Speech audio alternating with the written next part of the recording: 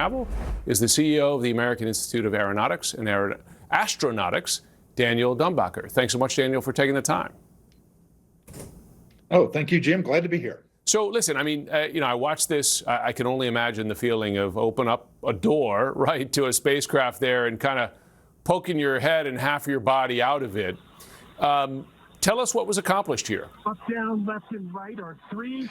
Actually, it was a rather historic mission, Jim, and there's a lot of us that would have liked to have been in that position, but the crew did a fantastic job. SpaceX did a fantastic job, and what they've accomplished is to demonstrate the ability of private enterprise to take on exploration and beginning to perform those functions that are necessary to extend the human neighborhood further into space. Tell us why private is important here. Well, in the past, as you noted, NASA did this with the Apollo missions. The last time we did it was in 1972 with Apollo 17 out this far with humans.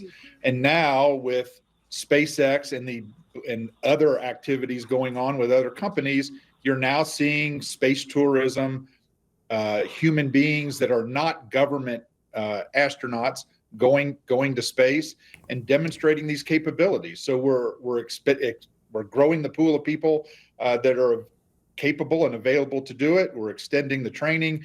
The engineering is proving out well, and now it's time to help grow it. So SpaceX is doing a lot of stuff now that used to be the preserve of NASA. That they're sending satellites into space with regularity. They're going to and from the space station safely, taking astronauts up and crucially back down.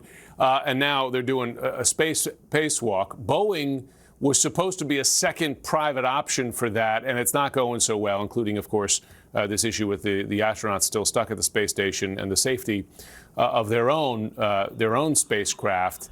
What does that mean, to not have a second private option? Well, you always like to have options, particularly in space operations. You try to have as many backup options as you can. And you have to be careful about comparing the missions. Starliner, this was a test flight for it.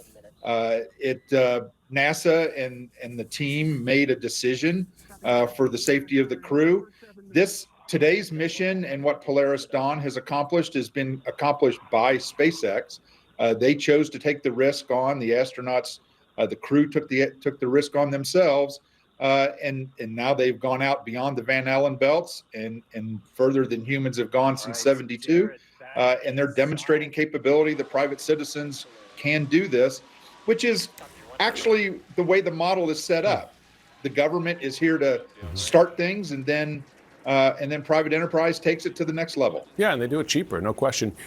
It was noticeable that one of the folks who got the privilege, or took the risk as well, of exiting the spacecraft is the billionaire Jared Isaacman.